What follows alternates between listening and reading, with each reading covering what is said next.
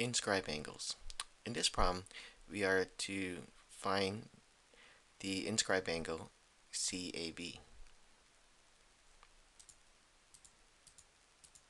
Step 1. Find the measure arc opposite of the inscribed angle.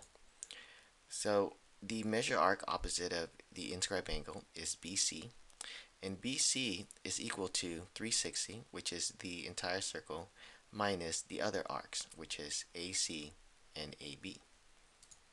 AC is given as 131 and AB is given as 155. So we're going to take 360 and subtract the combination of those two arcs. And that gets us 74 degrees for arc BC. Step 2. The inscribed angle is half of its measured arc. So CAB is going to be half of the arc BC. Now we know that the arc BC is 74 degrees. We substitute that in. We multiply it by 1/2, and that gets us 37 degrees. And this completes our problem.